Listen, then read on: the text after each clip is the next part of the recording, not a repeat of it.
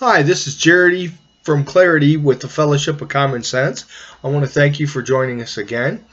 This week's message is going to be called Dirty Laundry. And what we're talking about is the human propensity for getting enjoyment from other people's suffering.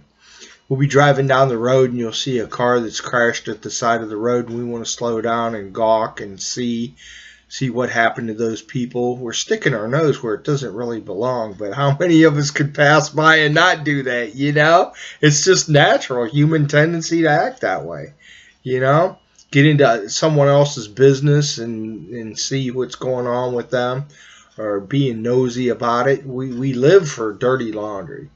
Don Henley even wrote a song, Dirty Laundry, singing about how we want to know the bad news, what's going on. Bad news is what sells, not good news. Good news, they call those fluff pieces. Nobody's really interested in. We want to hear about people dying, people being raped, people going through some trauma. Wow, that's really entertaining.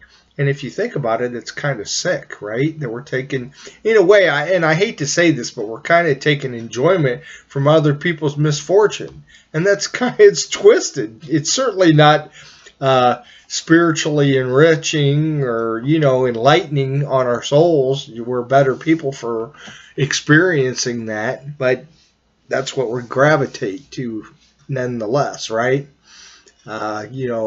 Something happens in North Korea, there's some kind of nuclear accident somewhere or something, tsunami.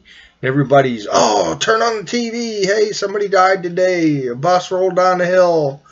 This, that, the other happened, and we're fascinated by it, I don't know. Tornadoes and everything, I guess they're exciting to us.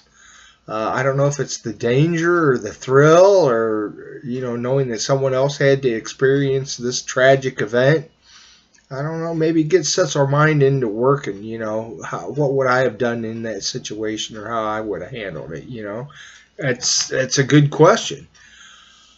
Hopefully we would want to think more positive things. And obviously we should be concerned about the people that experienced these natural disasters or the plane going down, how their families would react to that. I could never understand the newsman going up to the family member who their son or daughter or mother or father was just killed on a plane crash. Well, how do you feel about this? How do you think they feel about that? Really? It's sick.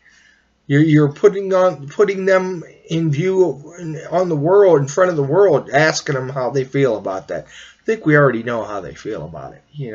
Just have a little bit more consideration for your fellow man and care about how things affect them and what they're going through.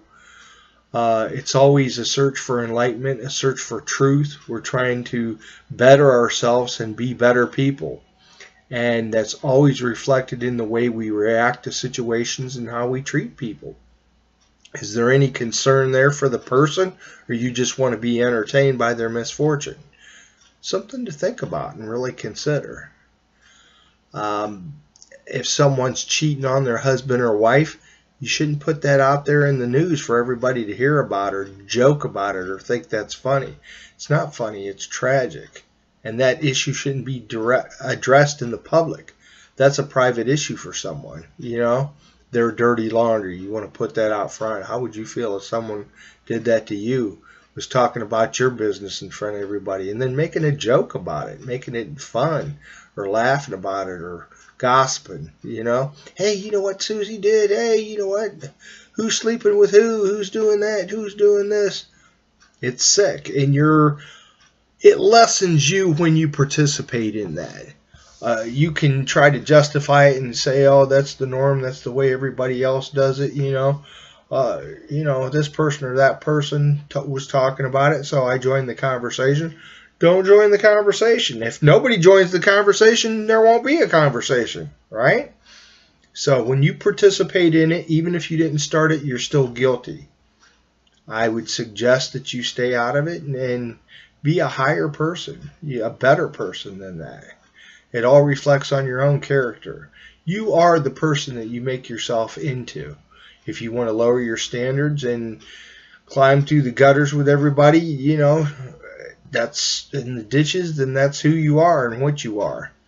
And when you come up muddy and you're nasty and stinking, well, hey, can't blame it on anybody but yourself now. If you stay out of the fray, you're going to be a lot sweeter and nicer to be around, right?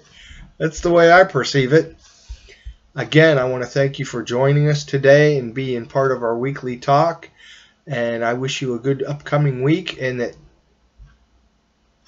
things are going well for you. Sorry, I thought I turned myself off there for a second. We value your participation, and that we would hope that you could bring others to join us and we could expand our base. And we thank you and have a good week.